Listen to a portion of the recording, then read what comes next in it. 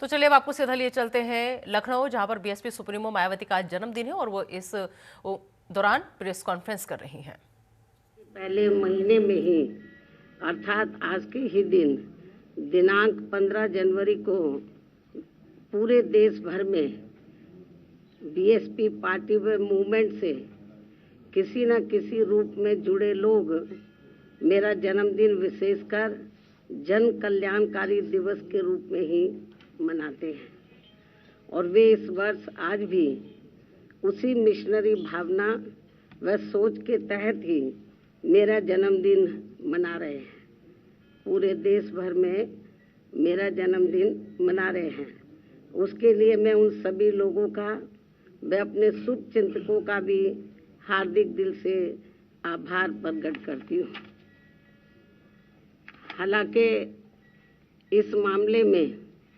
मैं ये भी कहना चाहूँगी कि हमने यूपी में अपनी पार्टी के नेतृत्व में 4 बार रही सरकार के दौरान यहाँ सर्वजन हिताय व सर्वजन सुखाय के लिए और उसमें भी खासकर दलितों, आदिवासियों, अति पिछड़े वर्गों, मुस्लिम व अन्य धार्मिक अल्पसंख्यकों के साथ साथ गरीबों, मजदूरों, बेरोजगारों, छात्रों, युवाओं, महिलाओं, व्यापारियों, कर्मचारियों, किसानों व अन्य मेहनतकश लोगों के हित एवं कल्याण के लिए भी अनेकों अति महत्वपूर्ण जन कल्याणकारी योजनाएं शुरू की हैं, जिनके अब देश में दूसरी पार्टियों की सरकारें नकल करके व नाम एवं थोड़ा स्वरूप आदि बदलकर भुनाने में लगी हैं, किंतु उनकी जातिवादी, पूंजीवादी, संकीर्ण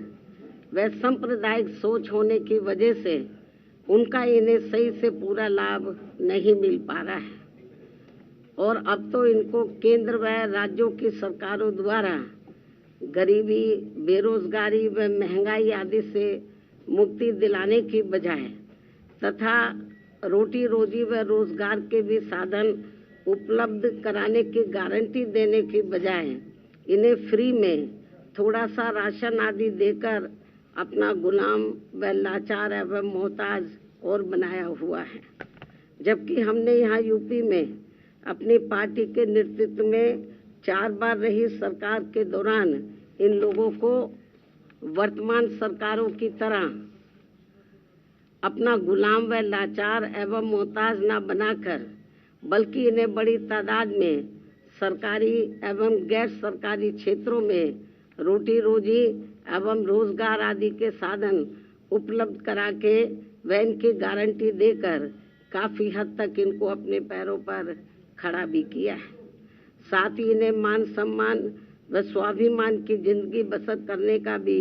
काफ़ी मौका दिया है, जो वर्तमान में हमें कहीं पर भी होता हुआ नजर नहीं आ रहा है। और अब पिछले कुछ वर्षों से केंद्र व राज्यों की भी सरकारों द्वारा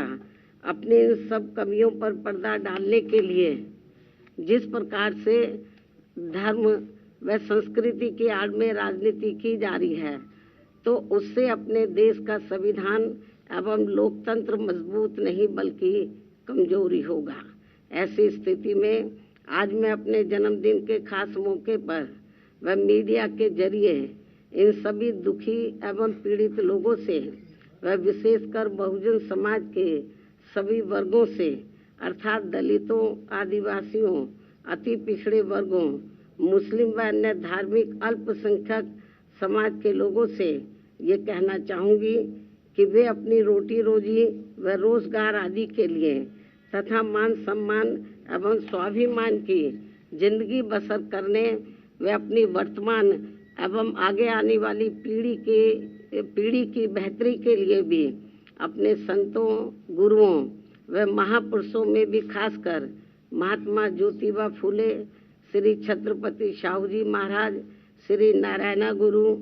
परम पूज्य बाबा साहब डॉक्टर भीमराव अंबेडकर एवं मान्यवर श्री कांशीराम जी आदि के बताए हुए रास्तों पर चलकर अपनी एकमात्र हितैषी पार्टी बीएसपी को हर मामले में जरूर मजबूत बनाना है तथा जिनके हित व कल्याण के लिए मैंने अपनी पूरी जिंदगी भी समर्पित की है। साथ ही केंद्र व राज्यों की भी सत्ता खुद अपने हाथों में लेकर बाबा साहब डॉक्टर भीमराव अंबेडकर द्वारा निर्मित संविधान में दिए गए संवैधानिक कानूनी अधिकारों का भी सही से पूरा लाभ लें, तभी फिर वास्तव में इन वर्गों के लोग अपनी खुशहाल जिंदगी व्यतीत कर सकते हैं। और ये सब हमने उत्तर प्रदेश में अपनी सरकार के समय में काफ़ी कुछ करके भी दिखाया है, जबकि कांग्रेस, बीजेपी व इनकी सभी सहयोगी पार्टियां भी जिनकी सोच, सिद्धांत एवं कार्यशैली पूर्ण रूप से जातिवादी, पूंजीवादी, संकीर्ण, सांप्रदायिक व सामंतवादी भी है, ऐसी ये पार्टियां सत्ता में बने रहकर इनको कभी भी अपने पैरों पर खड़े होते हुए देखना नहीं चाहती हैं। ऐसे में फिर इन सभी विरोधी पार्टियों की सरकारों के चलते इनका सही से पूरा विकास व उत्थान आदि नहीं हो सकता है। इतना ही नहीं बल्कि देश में SC, ST व OBC वर्गों के लोगों को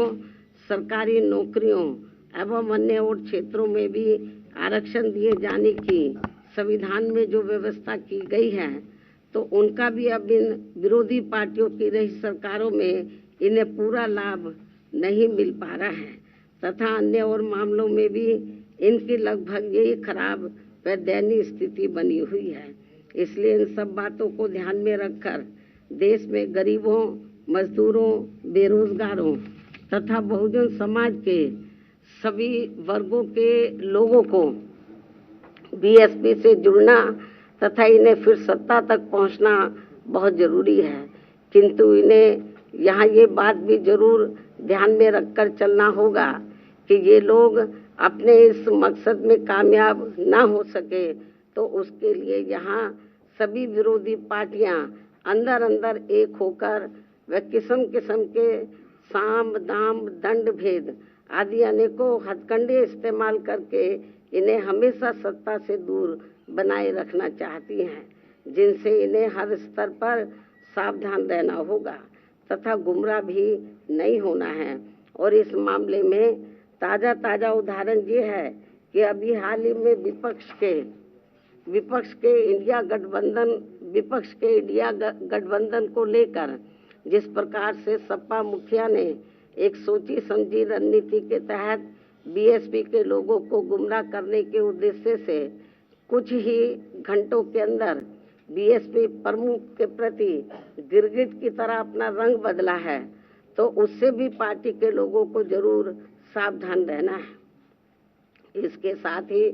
पिछले महीने पार्टी की ऑल इंडिया की बैठक में आम सहमति से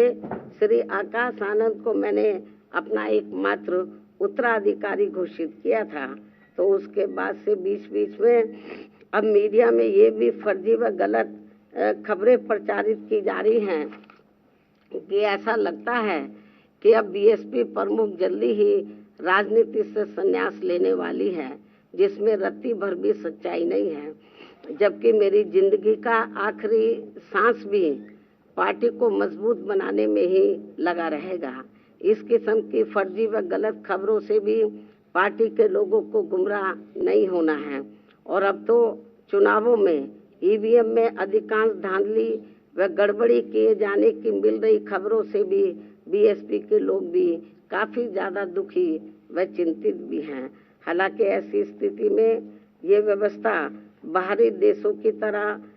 कभी भी यहाँ ख़त्म हो सकती है। ऐसे में अपनी पूरी ऊर्जा से पार्टी को मजबूत बनाने में लगे रहना है। अपनी पार्टी के लोगों को ऐसे में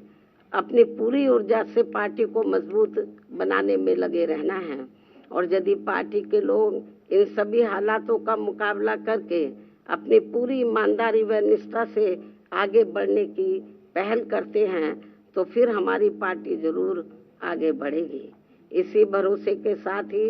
अब मैं अपने जन्मदिन के शुभ अवसर पर अपनी पार्टी व मूवमेंट के हित में हर वर्ष की तरह इस वर्ष भी मेरी लिखित पुस्तक मेरा संघर्ष में जीवन एवं बीएसपी मूवमेंट का सफरनामा के 19वें हिंदी एवं अंग्रेजी संस्करण का विमोचन भी करती हूँ। और ये पुस्तक खासकर वर्तमान युवा पीढ़ी व पार्टी में नए जुड़े लोगों के साथ साथ आगे आने वाली पीढ़ी के लिए भी उनका एक उज्जवल एवं बेहतरीन मार्गदर्शक बनने का काम करेगी, जिसे मैं हर वर्ष इस पुस्तक के जरिए आज के ही दिन अपने लोगों को ये खास तोहफा भी देती हूँ। और अब मैं इस अति महत्वपूर्ण पुस्तक का विमोचन करने से पहले पार्टी के लोगों से ये भी अनुरोध करती हूँ कि अब देश में लोकसभा के आम चुनाव होने का भी समय बहुत कम ही रह गया है। और यदि इस चुनाव में पार्टी के लोग मेरे दिशा निर्देशों के मुताबिक चलकर व रात दिन कड़ी मेहनत करके अपनी पार्टी का बेहतर रिजल्ट ले आते हैं, तो फिर यही इनका इस वर्ष मेरे जन्मदिन का खास तोहफा भी होगा। वैसे मुझे पूरी उम्मीद है कि पार्टी के सभी लोग अपने तन मन धन की पूरी ऊर्जा, शक्ति, एकजुटता तथा आपसी भाईचारे के साथ मिलकर लोकसभा का ये आम चुनाव पूरी दमदारी के साथ ही लड़ेंगे और केंद्र की सत्ता में अपनी प्रभावी भागीदारी भी सुनिश्चित करेंगे। इसके साथ ही इस चुनाव को लेकर यहाँ मैं ये बात भी फिर से स्पष्ट कर देना चाहती हूँ कि हमारी पार्टी देश में जल्दी ही घोषित होने वाले लोकसभा के ये आम चुनाव यहाँ गरीबों एवं उपेक्षित वर्गों में से विशेषकर दलितों, आदिवासियों, अति पिछड़े वर्गों, मुस्लिम व अन्य धार्मिक अल्पसंख्यक समाज के लोगों के बलबूते पर ही पूरी तैयारी व दमदारी के साथ अकेले ही लड़ेगी। और इन्हीं के बलबूते पर ही हमने सन 2007 में यहाँ आबादी के हिसाब से देश के सबसे बड़े प्रदेश उत्तर प्रदेश में अकेले ही चुनाव लड़कर फिर अपनी पार्टी की पूर्ण बहुमत की सरकार भी बनाई थी। इसलिए अपने इस अनुभव को भी खास ध्यान में रखकर हमारी पार्टी लोकसभा के ये आम चुनाव अकेले ही लड़ेगी तथा देश की जातिवादी, पूंजीवादी, संकीर्ण व सांप्रदायिक सोच रखने वाली सभी विरोधी पार्टियों से अपनी दूरी बना के रखेगी।